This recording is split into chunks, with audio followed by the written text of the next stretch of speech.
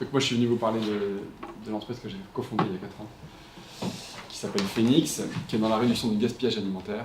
Pour me présenter en 2 minutes, moi j'ai 34 ans, j'ai commencé ma carrière dans la finance, en banque d'affaires. Alors j'ai un parcours qui n'est pas cohérent avec celui de Mosaïque RH, parce que je suis la caricature d'un jeune du système éducatif français. J'ai fait une prépa, une grande école, puis une deuxième, puis après aussi en finance d'entreprise, en fusion-acquisition. Donc tout ce qu'il ne faut pas faire en fait. Et puis j'ai commencé donc 5 ans dans une banque américaine qui s'appelle Merrill Lynch. Je faisais beaucoup de finance, de tableaux Excel. C'était en gros, c'est une sorte c'est de l'achat-revente d'entreprise, quoi. C'est Total qui veut racheter une filiale au Nigeria et qui veut se séparer de son activité pétrochimique. Et nous on est mandatés pour soit valoriser la boîte à l'achat, soit trouver le meilleur repreneur, un peu comme un agent immobilier pour entreprise, donc c'était bien, je pense que c'était une bonne formation. Un milieu qui était assez exigeant, qui allait assez vite. Et donc moi j'ai passé 5 ans là-bas, puis au bout d'un moment j'ai été rattrapé par un truc un peu générationnel maintenant, qui est la crise de sens. Et je me suis dit, au fond, à quoi ça sert tout ça? Est-ce que je suis vraiment fier de ce que je fais? Est-ce que je suis fier de mon impact? Est-ce que je suis content de mettre mon énergie au service de ce système-là? Ou est-ce que je veux que mes compétences et ma détermination soient au service d'une cause qui me paraisse un peu plus noble, un peu plus utile? Donc la réponse a été assez vite oui. Et du coup j'ai switché pour l'entrepreneuriat social, en grenouillant un peu dans le move, dans l'écosystème. Et après quand je raconte la belle histoire, c'est en gros, voilà, on a 4 ans, on s'est créé en mars 2014, la première année on a fait 100 000 euros de chiffre d'affaires, on était 2, puis ensuite on a fait 600 000, puis 2 millions 2, puis 4 millions 6 en 2017, puis cette année, Inch'Allah, autour de 10 millions. Donc ça grossit vite, on est 80 dans la boîte maintenant. Donc ça c'est la version successful de Phoenix, mais les coulisses c'est qu'on a quand même perdu au départ une bonne année dans une crise de gouvernance un peu violente, qui est classique dans l'histoire de l'entrepreneuriat en fait, mais quand on le vit pour la première fois c'est pas simple. Donc en fait le message c'est de vous dire ça peut être douloureux au début mais plutôt beau par la suite, donc il faut s'accrocher. Donc dans la structuration de l'offre, il y a aussi la structuration de l'équipe, et de quelles sont les personnes clés qui se mettent à quel endroit, etc. Donc c'était un peu ça.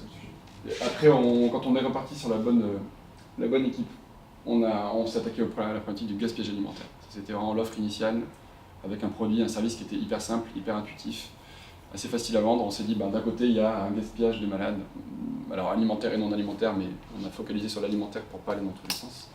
Donc distributeurs, agriculteurs, industriels, restauration collective. En gros, il y a un tiers de la production qui est perdu entre le champ et l'assiette au niveau de la planète, donc il y a un besoin qui est assez colossal. Et de l'autre côté, l'autre partie du constat, c'était le besoin de plus en plus criant des personnes les plus démunies, avec la baisse des subventions des associations, la fin des contrats aidés récemment, enfin, tout un contexte qui fait que les assos doivent avoir des moyens d'approvisionnement un peu plus malins pour mieux maîtriser leur budget achat, pour être plus agile. Donc nous, on s'est dit, on va être le Robin des Bois. On va être l'intermédiaire et en gros la plateforme de référence qui va faire en sorte que les produits qui étaient jusqu'à maintenant invendus et jetés, incinérés, enfouis, mis à la décharge, mis en destruction, dans un centre de tri au mieux, quoi. Donc chez Veolia, Suez, Paprec, tous les acteurs historiques de la collecte. Nous on s'est dit ça c'est une absurdité, on va essayer de faire ce qu'on appelle de l'économie circulaire. Et donc de faire en sorte que les déchets des uns deviennent la matière première des autres et que les invendus ne soient plus une source de contraintes, de coûts, mais au contraire une ressource. Donc voilà, on a fait une première offre qui était assez simple et qui était très numérique. On s'est dit, voilà, on est Phoenix, on est une plateforme web, on est une marketplace, donc c'est-à-dire une sorte de vente privée en B2B sur tous les gros volumes d'invendus. Donc en gros, on est parti de ça. On s'est dit, notre service, notre offre, ça va être un produit techno, ça va être une plateforme web. Alors j'ai dit vente privée, mais parfois on le compare à du mythique, parce qu'on fait un peu du matchmaking entre l'offre et la demande. Et donc la vision initiale, sur laquelle on a passé un peu de temps, c'était de dire, voilà, ici on a Carrefour, Casino, Auchan, Leclerc, Système U, Intermarché. Tous les gens qui ont des produits à J-3, J-2, J-1 par rapport à la date de péremption. Et nous, notre vision, c'était de dire, en fait, ces gens-là, ils vont mettre en ligne sur notre plateforme, donc le fameux vente privée professionnelle des invendus. Et puis la plateforme va les redispatcher tranquillement et ça va tourner tout seul à des assos, à des fermes, des parcs animaliers, des zoos. Tous les gens qui peuvent récupérer ces produits et en faire quelque chose de plus constructif que de mettre de l'eau de javel dessus pour pas que ce soit glané par des SDF dans les poubelles. Donc vision très tech, tech for good, social tech, tous les mots à la mode là, qui font plaisir à tout l'écosystème, à tous les journalistes et à tous les réseaux d'accompagnement. Sauf que ça ne marchait pas, pour être transparent. Parce que c'était une très belle idée, donc on a eu une tonne de couverture presse, tout le monde était là, ouais, super, la nouvelle plateforme de référence de l'économie circulaire. En gros, ça cochait toutes les cases, quoi. C'était social, c'était développement durable, c'était circulaire, il y avait de la tech, des créations d'emplois dans les territoires. Donc tout le monde en mettait des tartines dans tous les grands journaux, quoi, mais en fait la réalité concrète était plus compliquée.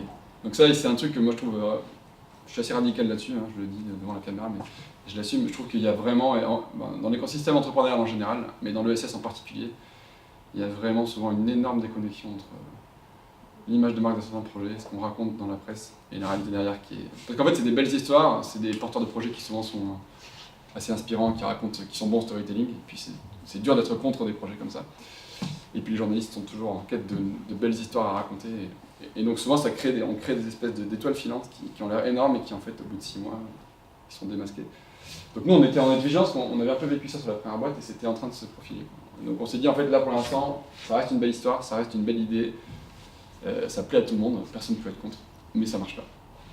En tout cas, ça marche pas assez bien, pourquoi ? Parce qu'en fait, on s'est aperçu sur le terrain que c'est pas un login, un mot de passe et une plateforme qui va déplacer des palettes de briques de lait du Franprix du coin au Resto du Cœur du 94. C'est pas en 3 clics qu'on va faire transporter un camion de fruits et légumes de Rungis au secours populaire. Et en fait, c'était un métier qui était en partie numérique, mais qui était aussi surtout vachement un métier de terrain, de camions, de formation, de conduite du changement, de coaching.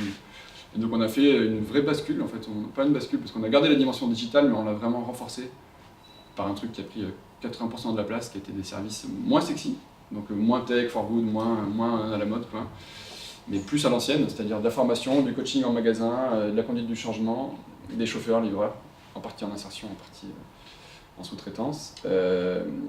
Et donc c'est ça, en fait, le métier de Phoenix, c'est devenu, on a switché d'une boîte qui se voulait tech, et qui était en partie, mais pas suffisamment pour que ça décolle, à une boîte qui était plus un acteur de terrain. Et en fait, notre métier, c'est quoi ? C'est d'avoir des chefs de projet, donc c'est pour ça qu'on est 80 dans la boîte. Sur les 80, il y a quoi ? Vous avez pris, il y a combien de développeurs à votre avis ? On pensait qu'il y en aurait au moins la moitié, en fait, on est 4 développeurs. Ouais, et tout le reste, c'est des chefs de projet qui vont... On est dans 20 villes en France, on est la moitié à Paris, 35. Et après, on a un métier qui est assez local, en fait, un peu comme ce que tu disais, c'est-à-dire que nous, ça ne marche que parce qu'on a 7 personnes à Lyon qui vont voir les magasins, le Super U, l'Intermarché du coin, le Leclerc, et qui font le lien entre le magasin, c'est 40 chefs de rayon, poissonnerie, volaille, boulangerie, etc. Les 10-15 assos du coin, le logisticien quand il y en a un, la ferme, le parc animalier, le zoo, le centre équestre qui va récupérer les fruits et légumes moches.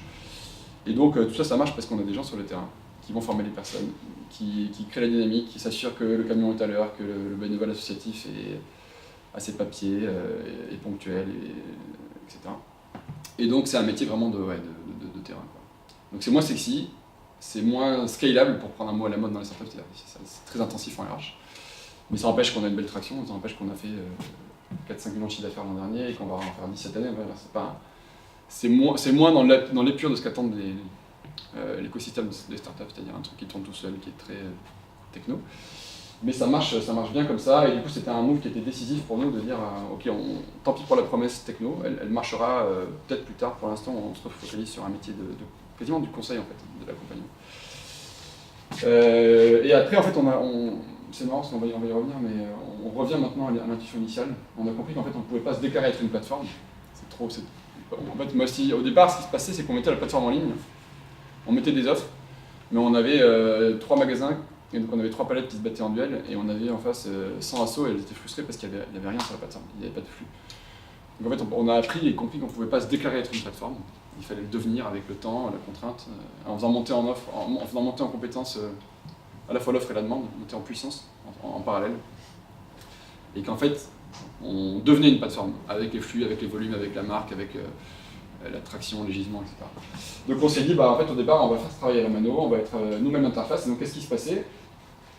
Ce truc-là, il était fait par des chefs de projet au téléphone, c'est-à-dire qu'on avait Rungis comme client, enfin plusieurs grossistes de chez Rungis. La théorie aurait voulu qu'ils soient dans leur entrepôt, qu'ils prennent une photo des palettes d'ananas et qu'ils disent voilà, aujourd'hui j'ai 10 palettes de mangue, 25 palettes d'avocat et 30 palettes d'ananas, et qui les mettent sur la plateforme et que ça tourne tout seul. C'est le cas maintenant en 2018, mais en 2014, qu'est-ce qui se passait? Le gars de Rungis, il prenait son téléphone dans son entrepôt et il appelait un stagiaire Phoenix et il disait ouais, allô Nicolas, devant moi j'ai 15 palettes d'ananas, 25 palettes de mangue, je veux que ça parte dans la demi-heure, ciao. Donc c'était en fait, on faisait ce boulot d'interface, mais au téléphone à base de. Et on avait un petit carnet, papier, crayon, et il y en avait un stagiaire qui prenait commande, qui disait ok, t'as 10 palettes de mangue, 15 d'avocats, et derrière il passait 20, 30, 40, 50 coups de fil à des assos pour dire j'ai 15 palettes de mangue. Ah, tu m'en prends 3, tu passes à quelle heure? 14h30, ok, comment s'appelle le chauffeur, c'est quoi son numéro? Et on faisait ce travail-là, et au départ ça marchait beaucoup mieux comme ça, parce qu'on était très bon du coup en suivi client, on avait une relation hyper personnelle avec les gens, et parce que ça suffisait en fait, on n'avait pas assez de volume pour justifier une plateforme, et on n'en avait pas trop non plus pour que ce soit pas gérable par un être humain, et par quelqu'un qui puisse prendre le téléphone et avoir un vrai service client. Et après, ce qui est marrant dans l'évolution d'offres, c'est ce que je voulais faire passer comme message, c'est que quand on a, maintenant on a 900 clients, 900 magasins sous contrat, donc on ne peut plus du tout faire ce truc-là à la main, parce qu'on n'a pas le temps, on est submergé d'offres et tout. Donc maintenant qu'on a grossi, comme je le disais tout à l'heure, ça a du sens de repluguer tous ces flux sur un outil techno. Mais encore une fois, ça s'est venu dans un deuxième, voire un troisième temps, avec la croissance, avec les volumes. Et au départ, c'était la bonne décision que de le faire à la main avec des stagiaires et avec un service qui était beaucoup plus artisanal, hein, c'était pas, mais qui marchait super bien, et mieux qu'une plateforme où les gens n'avaient pas le temps ou pas forcément le réflexe de se connecter, parce que des outils, il y en a 1000 et on va pas se connecter le matin sur Le Bon Coin, puis sur le truc, puis sur LOSO, puis sur phoenix.com, puis sur truc. Enfin, il y a quand même beaucoup d'offres et c'est compliqué de faire converger des gens vers un outil techno, sauf s'il y a vraiment une carotte derrière. Donc voilà pour l'histoire de la plateforme. C'était la vision initiale, on l'a mise au frigo pendant quelques mois, quelques années même, hein, le temps de basculer sur un modèle plus traditionnel, service, téléphone, camion, etc. Et après on y revient maintenant qu'on a de la croissance, qu'on a beaucoup de flux, beaucoup d'invendus. C'est marrant comme cheminement intellectuel, mais c'est assez classique en fait, c'est ce qu'on appelle des pivots stratégiques. Sur l'offre aussi, qu'est-ce que je pourrais raconter? Au départ, on a une erreur qu'il faut éviter quand on lance une boîte, c'est de vouloir tout faire. Nous évidemment, c'est une erreur qu'on a faite. Hein. Quand on entendait parler de gaspillage alimentaire, on était tout excités, et tout le monde nous disait ouais, mais allez voir dans les cantines des hôpitaux, des lycées, des collèges, il y a un gaspillage de malades. Allez voir les invendus des avions qui reviennent dans les aéroports, les trains qui rentrent en gare, évidemment les supermarchés, les industriels à la source, les produits en sortie d'usine qui sont déclassés. Allez voir les agriculteurs qui balancent des tonnes et des tonnes de pommes moches, difformes, etc. Et donc au départ, on était sur tous les fronts, on avait des commerciaux qui allaient voir des agriculteurs, des exploitants agricoles, des coopératives, des industriels, des usines, des Danone, des Nestlé.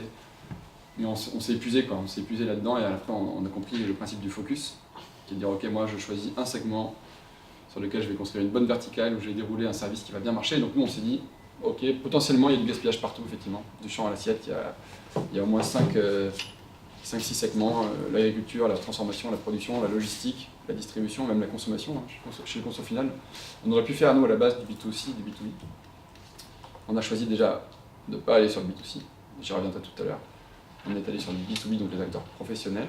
Et après, on a choisi, dans le B2B, de ne pas faire d'agriculteurs. C'est pas nous, il y a déjà des gens, et puis c'est pas notre secteur. C'est pas le plus impactant. On a choisi on a passé peut-être 2 ans à dire ça c'est pas nous, ça c'est pour eux, ça on sait pas faire, ça on le fera en 2020, ça c'est pas prioritaire. Et en fait on a resserré l'entonnoir pour dire ok, maintenant notre métier c'est quoi? C'est la distribution. Et nos clients c'est quoi? C'est les distributeurs, c'est les retailers, c'est Auchan, Carrefour, Leclerc, Casino, et c'est personne d'autre. En tout cas pendant 3 ans ça sera que ça. Et on est même allé encore plus loin. Quand on a regardé le marché, on a compris qu'en fait il y avait 3 sous-segments, c'est-à-dire qu'il y avait dans la distribution, il y a les hypermarchés, donc les grosses boutiques qui font 7, 8, 10, 15 000 m². Il y a les supermarchés, qui sont les Carrefour Market, les Carrefour Contact, les supermarchés Casino et tout, qui font entre 3 et 6 000 m². Et après, il y a la proximité, donc ça c'est les Biocoop, les Bio C'est Bon, les Franprix, les Carrefour City, les Monop. Et ça c'est les petits formats de centre-ville, quoi, intra-urbain. Et donc au départ, on s'est même dit, en fait, on laisse tomber la proximité, c'est pas pour nous, c'est des trop petits volumes, trop éclatés, on n'arrivera pas à gérer. On va faire que de l'hypermarché, parce que c'est là qu'il y a les plus gros volumes, c'est là qu'il y a c'est là qu'on doit avoir notre focus, quoi. Et donc c'est pour vous dire un peu à quel point on a fait un zoom sur une activité et sur un cœur de cible surtout. Et puis ensuite on avait pareil, même logique que sur la plateforme, une fois qu'on a bien accroché les hypermarchés, qu'on a planté des banderies, qu'on a signé 1, puis 2, puis 3, puis 100 magasins, on s'est dit ok, maintenant on peut repartir à la chasse. Et donc on a ouvert au supermarché. C'était un peu similaire à l'hypermarché, parce que c'est des gros volumes aussi. Et par contre, après même chose, on s'est dit, allez, maintenant on va voir s'il y a toujours s'il y a un besoin dans la proximité, donc dans les petites surfaces. Et là, pareil, évolution de l'offre, c'est un cas concret. Autant sur les hypermarchés, notre modèle, c'est de faire venir des gens en direct. On fait du don en direct, c'est-à-dire qu'on met sur la plateforme et avec notre réseau de coachs anti-gaspi en magasin, on met les volumes. Et les Restos du Cœur, le Secours Islamique, le Secours Populaire, la Croix-Rouge viennent collecter en direct au cul du magasin, quoi, sur le quai de livraison, les produits qui ont été au préalable triés, bien mis de côté par Phoenix, dans des bacs bleu fluo. Et du coup, nous, on n'est pas logisticien. Ça, c'était notre vision initiale, c'était de dire on met en relation l'offre et la demande, et on met la lumière sur des gisements qui jusqu'alors étaient jetés, mais on n'a pas vocation à acheminer les produits chez les assos. En fait, vu que les produits sont gratuits pour les assos, on va faire en sorte qu'elles viennent les chercher avec leur chauffeur, leur livreur, leur logistique. Comme ça, nous évite de payer trop de coûts de stockage, de transport, etc.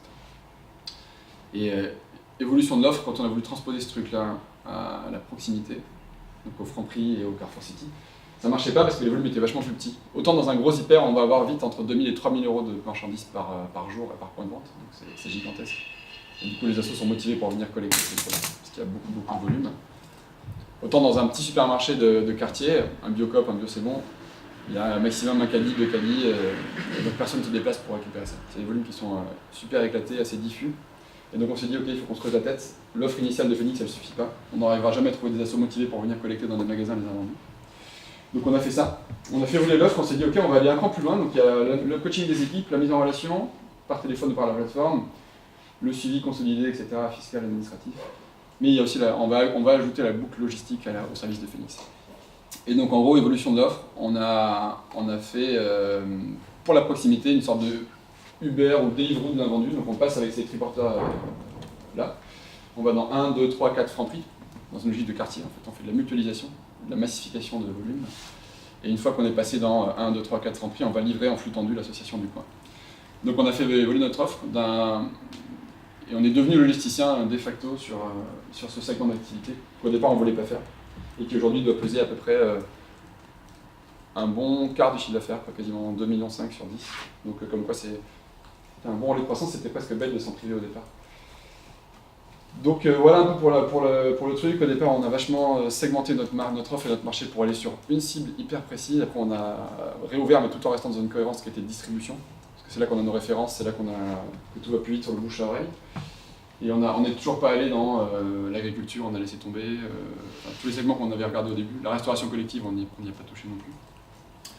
Voilà, maintenant comment on gagne de l'argent, c'est souvent un mystère un peu chez les gens. Le modèle il est assez simple en réalité, c'est que on a une offre qui fonctionne de succès. C'est-à-dire que nous on crée de la valeur chez nos clients dont on prend une partie. Ça c'est le principe de base. Comment ça marche? En gros, vous prenez un produit qui a 100 euros de valeur en stock. Aujourd'hui, il est détruit ce produit, donc il n'y a pas de revenu. Enfin, sans qu'on intervienne très souvent, pas tout le temps, mais très souvent, il est détruit. Donc, mettons qu'on prend une palette de yaourt à la fraise, produit détruit, donc c'est de la perte sèche, pas de revenu en face. Par contre, toute la destruction, ça génère toute une série de coûts de manutention, de stockage, d'incinération, d'enlèvement. On va payer le camion de poubelle, on va payer le prestataire de déchets pour l'emmener à l'incinérateur.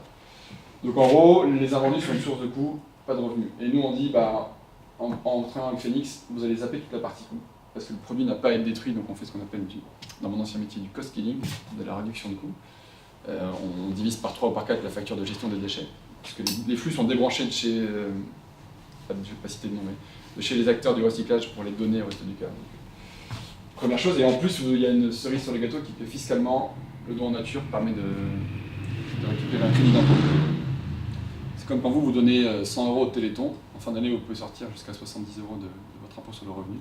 C'est pas très connu mais ça marche pareil pour une entreprise. Et donc lorsque Carrefour ou Franprix ou Leader Price donnent pour 1000 euros, là en l'occurrence 100 euros de valeur en stock de produits, ils récupèrent 60 euros en crédit d'impôt. Et donc nous on prend, donc au final on a réduit les coûts, optimisé les revenus en fiscalité, donc on a créé de la valeur chez eux, donc on prend une partie au succès et tout le monde est content, les produits sont gratuits pour les associations, et ça marche comme ça. Donc c'est pour ça c'est ça aussi qui a fait que ça allait vite, hein. On avait un modèle qui était assez simple à vendre, sur un secteur qui était assez intuitif pour les gens, gaspillage alimentaire, distribution, association. Et avec un modèle économique qui était assez puissant et qui, à mon avis, a été aussi une des clés du succès jusqu'à maintenant. Ça, c'est l'impact social qu'on a. 30 millions de repas depuis le début de l'aventure Phoenix. Et aujourd'hui, on est sur un rythme de 100 000 repas redistribués par jour. Pas par nous en direct, mais par tous nos assos partenaires. Il y en a plus de 1000. Donc ça commence à être significatif, on est assez fiers de ça. On pèse un petit 4-5% de l'aide alimentaire en France. On est encore loin des Restos du Cœur et de la Banque alimentaire, mais ça commence à devenir intéressant. Je vais revenir sur le truc au départ. Je vous ai dit, nous, sur ce qu'on appelle les pivots stratégiques. Parce que c'est un truc que tout le monde vit. Nous, l'intuition de Phoenix, l'intuition initiale, c'était sur la précédente structure dont je vous ai parlé en introduction, et on visait plutôt le consommateur final. Donc on était sur la réduction du gaspillage dans les frigos, etc. Et on se disait, ok, est-ce qu'on ne pourrait pas créer une application qui puisse redistribuer facilement les invendus après, soit quand on part en week-end ou en vacances, là par exemple la semaine prochaine il y a des ponts, on part 3-4 jours, il y a des yaourts en date courte dans ton frigo, il y a du jambon, bref, peu importe. Et on se retrouve à le jeter, on se disait c'est débile, est-ce qu'on ne pourrait pas avec une application facilement redistribuer à l'assaut du coin ou au SDF du quartier, etc. Donc on est parti de cette intuition-là, qui était limite du C2C, du consommateur au consommateur. Et on a compris que ça ne marcherait pas pour pas mal de raisons, c'était des trop petits volumes, pas de modèle économique, il fallait aller chercher 3 tranches de jambon dans un appart, puis un paquet de riz, puis des biscuits, enfin c'était un peu la... Encore une fois, c'était typiquement la fausse bonne idée, qui plaît beaucoup aux gens, qui fait des belles histoires dans les médias, mais qui n'a aucune réalité concrète, dès qu'on creuse un peu. Donc, mais si on s'était laissé enfermer dans le truc, on aurait pu s'embarquer dans 12-18 mois d'un tunnel, parce que les gens autour de nous disaient c'est génial votre truc, c'est top, c'est sûr ça va cartonner. Donc il faut avoir un peu de recul. Et après donc on s'est dit en fait on va basculer en B2B, parce qu'il y aura sans doute plus de volume, peut-être un début de modèle économique, et surtout des flux récurrents et plus gros, plus consistants, donc c'est ce qu'on a fait. Et tout ça pour dire que nous on aurait pu, ça c'est une image que j'aime bien, on aurait pu se décourager en fait. Et je trouve que ce qui est dur quand on fait voler son offre comme ça et quand on est entrepreneur, c'est de trouver le juste milieu entre ce qui relève de la persévérance, qui est une qualité, et de l'entêtement ou de l'obstination, qui est plutôt un défaut. Donc, nous, on aurait pu dire, allez, on lance cette boîte en C2C sur le gaspillage alimentaire, la solidarité, le digital, etc. Ça ne marche pas en C2C, on va switcher en B2B. Au début, en B2B, on était sur un modèle qui était un modèle de plateforme, et donc on avait un modèle économique de plateforme aussi. C'est-à-dire que pour être cohérent, on s'était dit, nous on est une marketplace, on est un vente privé, donc qu'est-ce qu'on vend? On vend une licence logicielle, en fait on est ce qu'on appelle un SaaS dans le jargon, c'est un Software as a Service. Donc on vend une licence logicielle, on vend un setup fee, un frais d'installation de l'informatique.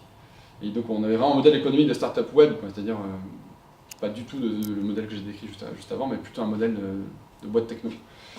Et en fait, ça a un peu décollé, mais pas assez vite, donc on a changé, on s'est dit, ok, maintenant on va garder le modèle d'abonnement. Les gens vont payer un abonnement mensuel à Phoenix par utilisateur, mais ça ne sera pas juste pour la plateforme qui n'est pas suffisamment créatrice de valeur, ça sera pour l'ensemble des services Phoenix. Donc ils vont payer, 2 000 € par mois et par magasin pour avoir accès à la plateforme, au coaching, à la logistique, etc. Pareil, ça ne marchait pas suffisamment, ça ne décollait pas assez vite, quoi. On avait un peu de traction, mais... Et c'est là qu'on s'est dit, ok, il faut changer le modèle économique. En fait, on a changé quasiment 4 fois de modèle économique en 18 mois. Consommateur-consommateur, B2B en forme logiciel, licence, etc. Abonnement, mais au service Phoenix, donc offre plus large derrière que juste le logiciel. Et après, modèle de success fee. Là, c'était décisif. Mais du coup, c'est le truc classique, c'est quand on crée une boîte, mettons que ça, c'est l'horizon de temps. On teste un truc, ah, ça a l'air de décoller, ah non, c'est mort, ah, ça décolle, et puis après, quand on a fait le pivot en modèle au succès, c'était vraiment on a vraiment vu l'accélération et on s'est dit ok c'est le bon modèle, c'était la bonne décision. Mais du coup c'est là en fait nous, entre le moment où on était au niveau du consommateur et les 2-3 modèles économiques qu'on a essayé qui n'ont pas décollé assez vite, qui n'ont pas marché, on aurait pu être ce mec là et dire allez stop, on a perdu 2 ans et demi, on a cramé nos économies, tout ce qui nous faisait vivre, donc on arrête. C'était un mirage, soit le marché n'est pas mature et dans 5 ans, il y a quelqu'un qui arrivera, le prendra à notre place, soit on s'entête sur une fausse bonne idée et voilà, et donc on arrête, on reprend une vie normale. Et en fait, on s'est accroché et on a réussi à franchir ce truc-là. Donc je pense qu'il y en a qui sont dans ce cas-là, il ne faut pas lâcher. Mais juste, il faut avoir le pas de recul, ce qui est dur, entre il n'y a rien, ça ne sert à rien de creuser, de perdre plus de temps, il faut changer radicalement. Ou il y a un truc, et c'est juste une question de soit de maturation du marché, soit de maturation de l'offre, soit un dernier effort. Tout le monde nous dit ok c'est génial, ça va cartonner, etc. Famille, les amis, l'écosystème, tout le monde est bienveillant. Puis en France, il y a, y compris chez les clients. Hein. Moi, je sais pas combien de fois on est sorti de chez des clients en disant bah mais là c'est bon, c'est parti, on est sur Mars, contrat cadre, 400 magasins, et en fait il se passait rien. Donc les gens n'aiment pas trop dire non, c'est culturel. Ils préfèrent dire ah ouais c'est intéressant, on va en parler à la direction d'innovation, puis en fait ils vont en parler à la direction RSE, puis à la direction RH, puis à la direction de la communication, puis et on se fait balader comme ça, de meeting en meeting pendant 12-18 mois sans savoir un euro de chiffre d'affaires, donc ça il faut s'accrocher aussi. Donc ça, nous on l'a vraiment eu, puis après on est rentré dans le dur, là c'était affreux. On avait fait 3-4 pivots, on a failli crever, et puis finalement on a dit ah tiens, on a un début de traction, ça a l'air de marcher, et puis tout d'un coup c'est ça, ce qu'on appelle le product market fit, et là bam, ça scale, et puis après on passe, on se rend même pas compte, moi je réalise toujours pas qu'on était 4 il y a 3 ans et qu'on est 90 dans la boîte, quoi, enfin 88. Donc après on a du mal à réaliser, mais dans le temps c'est quand même au départ plus de moments difficiles que de moments enthousiasmants, et c'est pour ça que c'est bien de ne pas être tout seul dans l'aventure. D'où l'intérêt d'avoir un cofondateur, une cofondatrice, plusieurs, parce qu'on partage ce qu'on appelle l'ascenseur émotionnel. Ah salut, j'ai 3 bonnes nouvelles, une mauvaise nouvelle, on va cartonner, un an on va mourir, on est millionnaire, un an on n'a plus d'argent, et ça c'est cool quand on n'est pas tout seul, quoi, parce que c'est... alors soit quand on est dans un incubateur, on peut partager un peu les galères avec les autres, et on se rend compte qu'on a tous les mêmes problèmes de trésor, de signature de clients, de RH, de recrutement, etc. Mais c'est encore mieux quand on a un associé ou une associée et qu'on peut partager, et quand il y en a un qui a un peu down, l'autre est plus motivé, etc. Donc ça, pour structurer son offre, c'est important de savoir que l'offre elle sera structurée après plusieurs tests, plusieurs changements, sauf si la seule alternative c'est quand on fait un copier-coller d'un truc existant, ce qui est à mon avis une solution qui fonctionne bien aussi. Hein. Faut pas toujours vouloir réinventer la roue, refaire les trucs en expérimentant 50 pivots, des modèles économiques, etc. Il faut dire bah voilà, il y a un truc qui marche, j'ai fait un copycat bien propre, bien exécuté, avec une coloration un peu différente, avec ma touche personnelle, mais auquel cas il y a moins de questions à se poser sur le modèle économique, etc., ou la structuration de l'offre, mais sinon en général on passe tous par là. C'est pour vous dire aussi que même quand on est là, bah, il y a encore des emmerdes, et puis quand on arrive là, bah, en fait c'est encore un autre pic. Donc dans la vie d'une startup, c'est toujours il y a toujours le petit moment où on fait ah yes, oh fuck, et puis en fait à chaque fois on repart sur on n'est jamais arrivé en fait. Donc même nous à 80 et on pourrait dire que ça y est, la boîte est sur les rails, c'est un paquebot et ça tourne tout seul, en fait non, il y a toujours autant de soucis au quotidien, toujours autant de... Alors c'est vrai que la boîte est lancée, on a fait ce qu'on appelle on fait peut-être le plus dur, quoi, d'avoir structuré un management intermédiaire et que la boîte ne repose pas juste sur 2-3 personnes clés, mais il y a encore plein de sujets, plein d'enjeux et tout, donc on n'est pas arrivé. Donc nous, on avait ce métier initial, gaspillage alimentaire, distribution, solidarité. Après, vous verrez qu'au fil de l'eau, le métier évolue, contact des clients. Et nous, typiquement, on est en train de faire une sorte de pivot stratégique et on se dit, ok, jusqu'à maintenant, on faisait ça, on faisait cette brique-là. On était coordinateur de dons pour des assos caritatives. Et donc on était l'entreprise sociale de référence qui va faire en sorte que dorénavant tous les invendus qui puissent être donnés le soient vraiment. On va généraliser ça, en faire un nouveau standard, market practice, comme on dit en anglais. Mais on était sur une strat qui était assez limitée finalement, quoi. Et surtout, on se disait ok, bah pourquoi s'arrêter là? Dans la poubelle, une fois qu'on a fait du don aux associations, parfois il reste des produits, soit des produits en J0, c'est-à-dire en date du jour, que l'asso ne veut pas prendre, soit des produits pour lesquels il n'y a pas de matching entre la demande et l'offre, c'est-à-dire par exemple je suis secours islamique, et je vais collecter dans un Leclerc, je vais évidemment pas prendre tout ce qui est jambon, etc. Donc il y a des produits qu'on continue à jeter. On se dit c'est des vides, donc on va faire évoluer l'offre et on va rajouter cette deuxième brique, qui est la valo animale. Pour tous les produits qui n'auront pas trouvé preneur dans le don associatif, pour plein de raisons, on va les donner à des fermes, des zoos, des parcs animaliers. Donc on va filer le rayon poissonnerie, les excédents du rayon poissonnerie à un aquarium qui va nourrir des otaries avec. On va donner la viande faisandée ou quasi périmée à des lions, à des zoos, toiries, etc. Donc c'était une bonne deuxième brique, mais dans l'équipe on commençait à sentir que les gens disaient ouais mais attendez, nous la mission, moi j'ai signé chez Phoenix pas pour la mission sociétale, pour la mission solidaire. Je suis pas là pour nourrir des meutes de chiens, moi ce qui m'intéresse c'est de se contacter des assos, etc. Donc on sentait déjà qu'il y avait ce qu'on appelle une sorte de mission drift et qu'on allait perdre des gens en route parce que on commençait à, en tout cas l'ADN solidaire associatif pur se dilue un peu dans la mission qui évoluait au service de la réduction du gaspillage et du déchet. Et après on s'est dit en fait, si vraiment on est cohérent, pour réduire le gaspillage, il ne faut pas juste le traiter une fois qu'il est constaté en aval. Parce qu'il y a une sorte de conflit d'intérêt en fait, si je suis transparent. Nous on dit qu'on veut réduire le gaspillage, mais en fait le jour où il n'y a plus de volume, il n'y a plus de phénix. Donc on s'est dit pour le bien de notre offre, il faut qu'on remonte la chaîne de commande en amont. Et pour vraiment aller au bout de la mission intellectuellement et de se dire, nous notre mission c'est de réduire le gaspillage, c'est pas juste de le gérer une fois qu'il est là. Donc en fait ce qu'on va faire, c'est qu'on va faire pivoter notre plateforme, qui jusqu'à maintenant était une marketplace, une place de marché. Je mets en ligne mes invendus, j'ai des gens qui se connectent. On en a fait un outil de pilotage, c'est-à-dire que le directeur d'un magasin, dorénavant, il sait quel est son top 3 des produits qu'il jette le plus souvent, quel est son top 10 des produits qui partent le mieux au contraire. Et donc ça lui permet d'ajuster ses commandes en amont. Quitte à ce que ça limite les volumes en aval, mais c'est plus cohérent dans la mission zéro déchet, mais avec un impact sur la mission solidarité. Donc en fait, c'est tout ça qui est compliqué dans l'évolution de l'offre, c'est comment écouter ses clients, écouter leurs demandes, respecter un peu l'intérêt supérieur de la mission initiale qui était réduire le gaspillage, quitte à perdre un peu, le cœur de socle qui était vraiment la vision solidarité, association, etc. Et donc ça, quand on change l'offre, ça peut arriver. Donc nous on fait ça, maintenant on est passé de juste cette brique-là à tout ça. C'est-à-dire que maintenant l'invendu, chez nous, on essaie de le limiter en amont, en aidant les magasins à mieux gérer les commandes. Si malgré tout il y a de l'invendu, on va le revendre d'abord au consommateur, à moins 30, moins 40, moins 50%, ce qu'on ne faisait pas avant. Donc mécaniquement, il y a un petit jeu de vase communicant, parce que les produits qu'on revend au consommateur à moins 30, moins 40%, dans des rayons spécifiques, zéro déchet, zéro gaspillage, consommation responsable, c'est des produits qui sont en moins pour le Restos du Cœur à la Croix-Rouge. On essaie de bien réguler les flux, mais pour que personne ne soit lésé, mais néanmoins il y a un impact au compagnie. Donc d'abord le consommateur, consommation responsable, il achète des produits proches de la péremption, donc il a une réduction. Ensuite l'association, qui n'est plus qu'une filière parmi d'autres chez nous, alors qu'au départ c'était la seule filière. Après l'alimentation animale, demain avec des partenaires on s'attaque, on est en train de réfléchir à ce qu'on peut faire en compost, méthanisation, etc. Donc c'est ça l'évolution de l'offre, et du coup évidemment on perd un peu des gens dans l'aventure, comme j'ai dit, les gens qui avaient signé chez nous pour la solidarité. Ils se disent ouais c'est toujours intéressant, c'est cool, mais moi j'étais là pour aider les Restos du Cœur, je suis moins là pour faire de la vente. Et pourtant in fine qu'est-ce qui s'est passé? C'est notre mission, la mission de Phénix, elle a switché d'une mission purement sociétale à une mission environnementale. C'est pas dramatique, c'est juste qu'on était au départ au service des associations pour réduire le gaspillage, et maintenant on est au service du zéro déchet au sens large.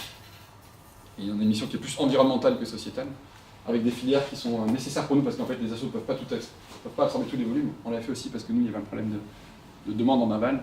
On avait tellement de flux entrants, côté offre, qu'il fallait qu'on diversifie les filières en aval, c'était une nécessité. Sinon on allait saturer les assos, il y a plus d'invendus que de demandes en France, donc on était obligé de faire ça. De faire entrer le consommateur dans la danse, c'était obligatoire. De faire entrer les animaux dans la danse, c'était obligatoire. Et donc on a fait ça pour cette raison-là. Mais donc voilà, ça crée en interne des sortes de discussions sur ouais, mais est-ce qu'on est toujours fidèle à la mission initiale, est-ce qu'on respecte la charte, le manifeste qu'on avait créé en 2014 quand on a lancé la boîte, ou est-ce que les missions sont en train de changer, de trop changer. Donc ça, il faut s'y attendre aussi quand vous grossissez. Il y a du turnover, vous allez perdre les gens qui étaient là au tout départ, c'est frustrant et ça fait mal pour un fondateur, mais c'est pas dramatique. Et c'est la vie d'une boîte, et les gens qui ont été bien pour passer de 0 à 1 million, c'est pas forcément ceux qui vont faire passer de 1 à 10, et ainsi de suite. Quoi. Donc en fait, le message, c'est que la structuration de l'offre, elle a aussi beaucoup d'impact, pas qu'auprès des clients, mais aussi en interne. Quand la boîte évolue, quand l'offre évolue, il y a des gens qui sont moins à l'aise, et il y a des gens qui au contraire trouvent ça super excitant, et qui du coup donnent d'autant plus. Quoi. Donc voilà.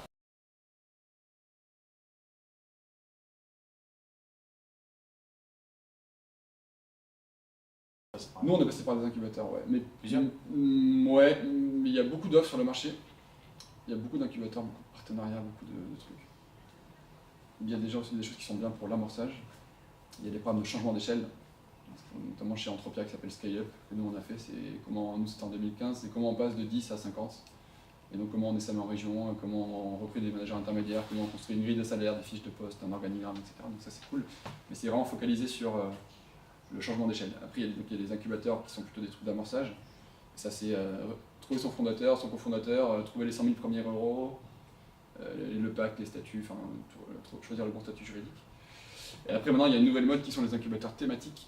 Nous on en a fait deux, on en a fait un sur la verticale alimentaire, un truc qui s'appelle Smart Food, où en gros, en fait dans un incubateur normalement c'est assez horizontal, tu as plein de boîtes, tu as un mec qui va faire du tourisme durable, tu as quelqu'un t'as une autre boîte qui va faire une marketplace, t'as un autre truc qui va faire un logiciel de RH. Et ça c'était un peu la mode avant. Maintenant j'ai l'impression que la tendance c'est plutôt qu'on fait des incubateurs thématiques.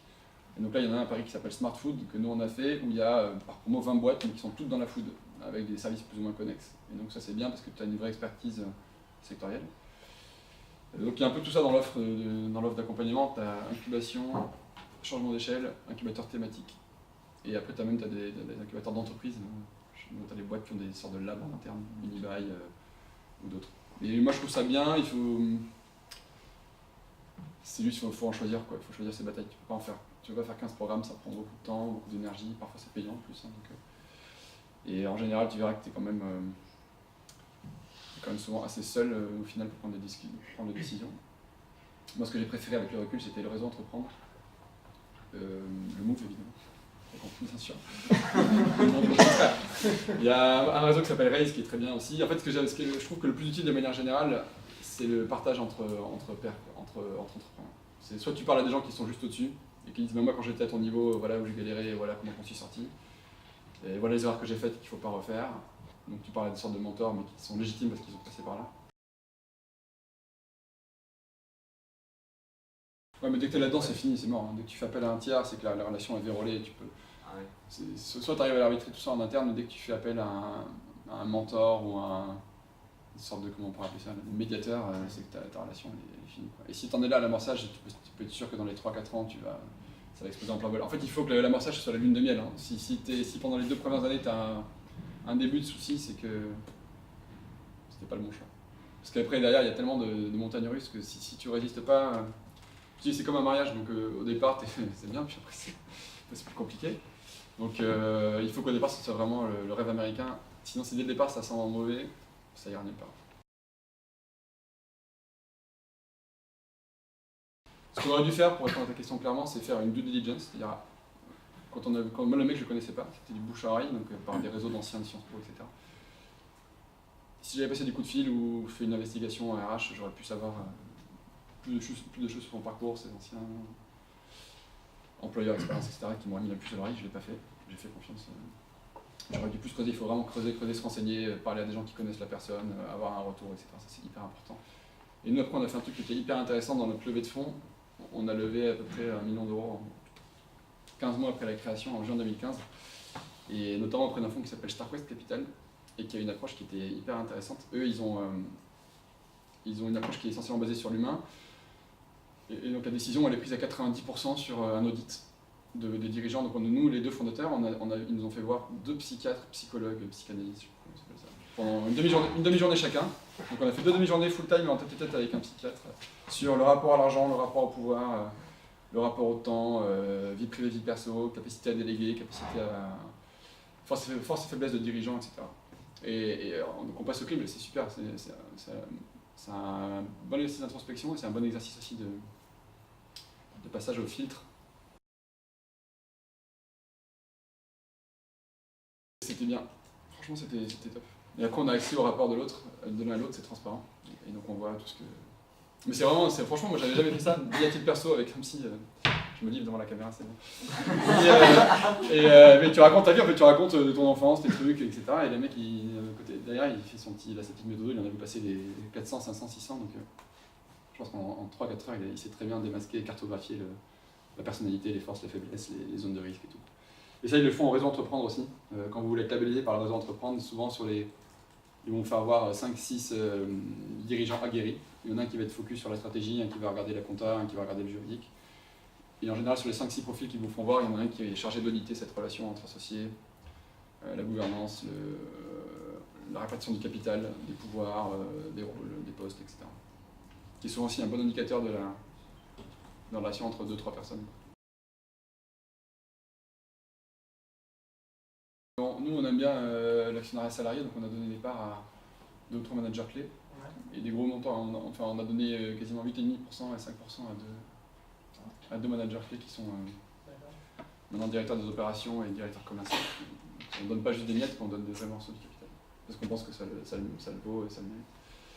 Et ça, on l'a fait après avoir travaillé avec eux pendant 1 an, 2 ans. Et c'est de rassurer qu'il y avait un fit humain au-delà des compétences techniques. Enfin, le capital, c'est quand même le cœur de réacteur de la boîte. Il ne faut pas le dilapider trop vite. C'est clair. Il faut s'assurer déjà de plein de trucs, hein, mais il faut, comme je l'ai dit, se renseigner sur la réputation des gens, due diligence, d'où ils viennent, ce qu'ils ont fait, parler à des gens qui ont bossé avec eux, etc. Ça, c'est vraiment ultra important, mais on ne l'a pas assez fait. On avait confiance par défaut, c'est un truc qu'il ne faut jamais faire. Et après, il faut voir, c'est bateau, mais la complémentarité. C'est-à-dire en quoi la personne avec qui je m'associe est meilleure que moi sur certains points, en quoi je la respecte. Je pense qu'il faut limite. C'est comme dans un couple, il faut limite admirer son associé, quoi, genre. En se disant, bah, ce meeting-là, il l'a fait, j'aurais pas pu le faire, ou sur ce rendez-vous-là, il a été meilleur que moi et c'est cool. Sinon, ça marche pas, quoi. Il faut se respecter mutuellement, il faut que chacun ait ses forces et ses faiblesses, il faut qu'il y ait une sorte d'admiration mutuelle ou de respect mutuel, et en tout cas que sur certains trucs, le mec soit meilleur, ou la nana, et inversement sur d'autres, tu sois légitime toi aussi. Après, il ne faut pas se mentir, il y a des profils qui sont plutôt des salariés, des profils qui sont plutôt des profils d'associés. Il ne faut pas salarier quelqu'un faut pas associer quelqu'un que tu pourrais salarier. Ça sert à rien de donner du capital à quelqu'un qui veut juste un salaire, tu vois, ça sert à rien. C'est un peu du gâchis. Il y a l'appétence au risque, et surtout moi la règle ultime de mes 4-5 ans d'entrepreneuriat, c'est que rien ne remplace la motivation et le feu sacré, notamment pour le sous-jacent. Parce que quand tu montes une boîte et quand tu es associé, tu bouffes tellement ton truc le matin, le soir, le midi, le petit déjeuner, que si vraiment tu n'es pas passionné par ce que tu vends, ce que tu fais au quotidien et par l'écosystème sous-jacent, etc., tu peux vite t'essouffler, tu peux vite finir par vomir ton projet. Et après, il y a plein de méthodes pour estimer le potentiel d'une personne, mais souvent, il faut privilégier déjà le fit humain par rapport aux compétences. Si déjà tu t'entends bien avec elle, que vous êtes complémentaires, vous avez la même vision, le même état d'esprit, et que tu sais que le jour où il y aura un clash, elle réagira intelligemment, et que le jour où toi tu voudras partir, elle comprendra, c'est déjà bien, quoi. Et puis après, la question c'est est-ce que tu dois vraiment chercher un profil 5 étoiles, ou est-ce que quelqu'un de loyal, de motivé, bon exécutant, fidèle et sympa, ça peut suffire, quoi. Toutes les boîtes n'ont pas besoin d'avoir des profils 5 étoiles pour décoller, hein. Nous, chez Phoenix, le métier de base, il ne mérite pas d'être bac plus 10, hein, c'est un métier, on veut juste des gens motivés, cool dans l'esprit, sympa, qui ont la patate. On n'a pas besoin d'avoir des gens qui ont fait des grandes écoles. C'est un métier qui est assez... Et moi mon associé, il a un profil complètement différent du mien. Il a le bac et la type. Et pourtant ça marche bien. Et on est complémentaires pour cette raison-là. C'est peut-être un peu prétentieux, mais franchement, comme je le disais tout à l'heure, rien ne remplace la motivation, et quand tu es sérieux, bosseur, et que tu fais ton tour dans l'écosystème en quelques mois, tu comprends vite comment ça marche, tu rattrapes un peu l'expertise, tu rencontres vite les personnes clés, les influenceurs, les décisionnaires. Et en gros, en 1 an, tu as fait ton réseau, tu as compris qui faisait quoi, qui décidait, qui était... Et j'ai pas trouvé que ce soit un problème pour nous de pas venir du truc. C'est juste après, dans le storytelling d'entrepreneur, tu as peut-être moins de légitimité, parce que on se dit, ouais, d'où ça sort, pourquoi ce mec-là s'attaque à ça, c'est bizarre et tout. Alors que quand tu as fait tout un parcours dans l'alimentaire et que tu dis, voilà, j'en pouvais plus de jeter, donc c'est plus simple dans le storytelling, c'est plus facile à raconter. Mais franchement, c'est pas une nécessité, non, de venir du secteur pour lancer un truc.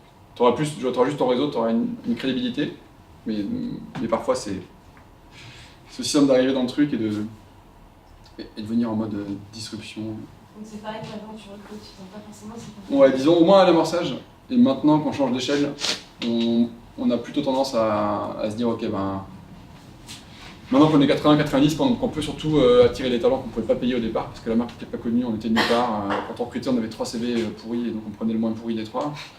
Et maintenant qu'on a une marque qui est plus connue, qui a pris un peu plus d'espace dans l'écosystème, on peut attirer des talents qu'on ne pouvait pas attirer au départ. Et donc on peut se permettre de payer des gens mieux, et donc d'un niveau un peu plus élevé, avec une expertise plus élevée, et du coup maintenant on prend des gens qui sont plus... Tu vois, par exemple, maintenant qu'on bascule un peu sur un métier plus global, plus complet, de gestion des déchets, de gestion, etc., là, on fait venir vraiment des vrais experts de l'alimentation animale, des experts de la gestion des biodéchets, déchets organiques et tout, pour avoir aussi une crédibilité. Mais au départ, pendant 3-4 ans, on avait des gens qui sortaient d'école, hein, qu'on a formés sur le tas, et qui étaient juste motivés, qui avaient la passion pour la mission Phoenix. C'était bien. Il faut partir d'une étincelle, et puis après, en fait, c'est en étant en contact des clients qu'on s'aperçoit que ils ont aussi un problème à ce niveau-là.